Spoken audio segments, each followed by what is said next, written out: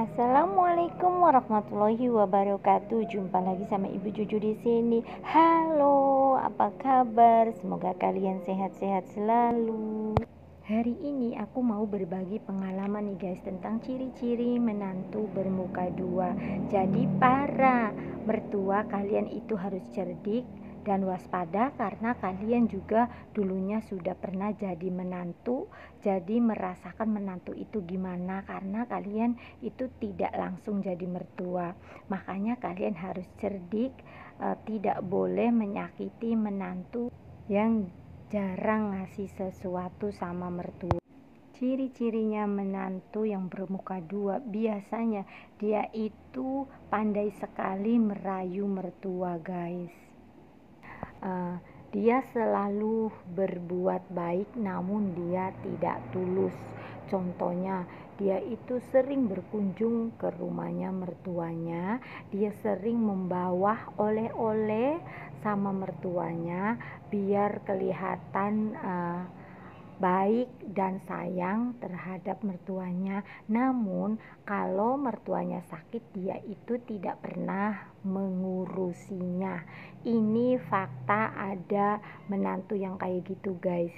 Di saat mertuanya sakit, dia tidak pernah mengurusnya, hanya sekedar menjenguk terus pergi lagi. Itu ciri-ciri menantu yang bermuka dua. Dia pura-pura baik namun aslinya dia itu kotor pikirannya, dia itu aslinya tidak tulus, dan dia itu maunya saingan dengan menantu yang lain biar kelihatan menantu yang lain itu di mata mertua itu jelek atau kurang perhatian. Padahal guys, banyak sekali ya guys yang kalian lihat dalam kenyataan kalau benar-benar dia tulus dan sayang. Di saat kalian lagi sakit, pasti dia itu akan mengurusnya, bukan cuma menjenguknya guys.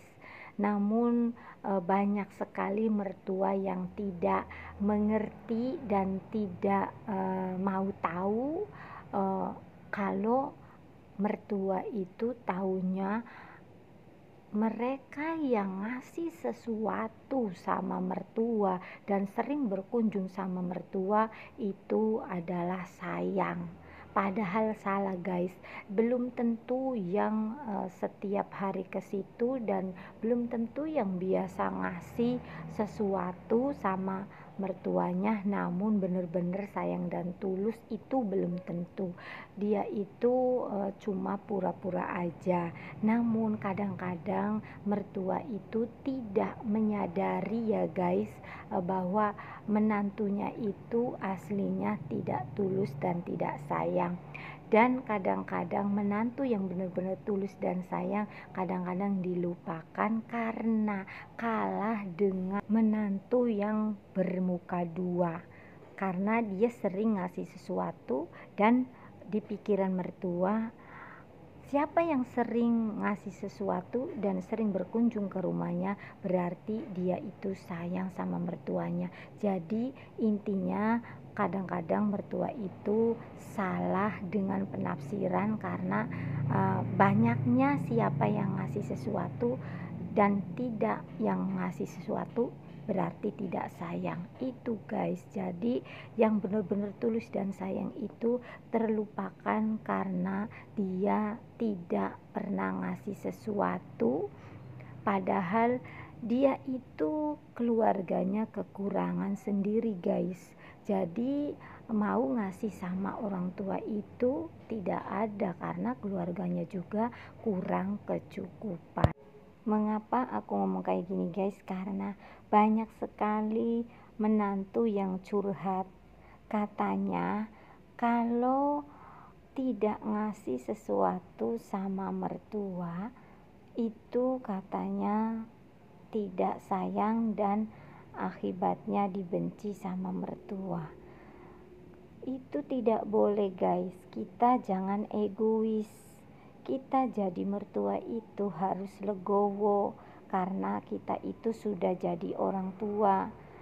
Kalau ada anak yang jarang ngasih, itu kalian harus waspadai, kalian itu harus pintar. Mengapa anak ini jarang ngasih sesuatu sama orang tua?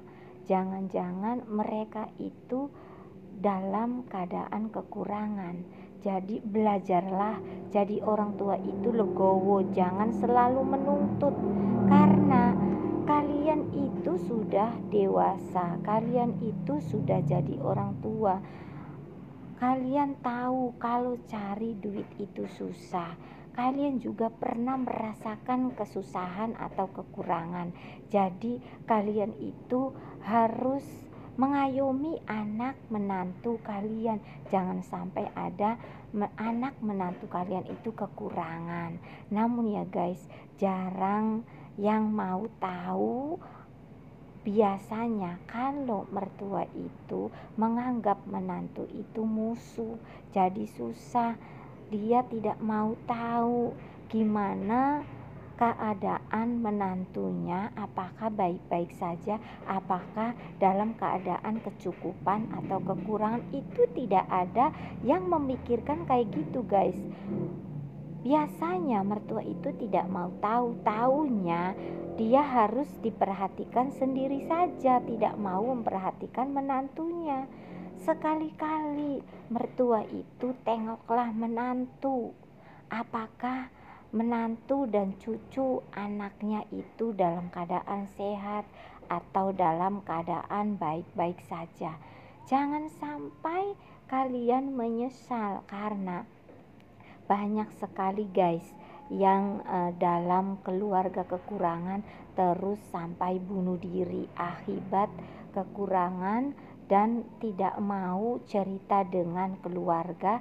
Jadi beban berat itu dipikul sendiri dan akibatnya bisa meledak dan bisa putus asa. Jadi ayo belajarlah kita tenggang rasa, anggaplah menantu itu seperti anak kita sendiri, biar kita bisa mengayomi juga. Dan janganlah kalian banding-bandingkan dengan menantu yang lain, karena rezeki itu tidak sama. Biasanya menantu ini rezekinya banyak, biasanya menantu ini rezekinya sedikit. Jadi bila mana ada menantu yang sering ngasih sesuatu sama mertuanya, mertua itu harus bersyukur.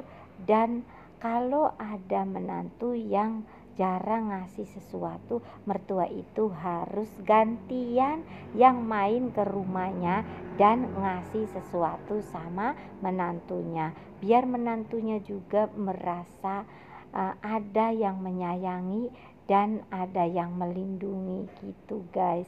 Semoga aja video ini bermanfaat untuk semua di YouTube yang menonton video aku, khususnya ibu-ibu atau para mertua. Belajarlah kita itu akur sama menantu, biar menantu dan mertua itu tidak ada jarak.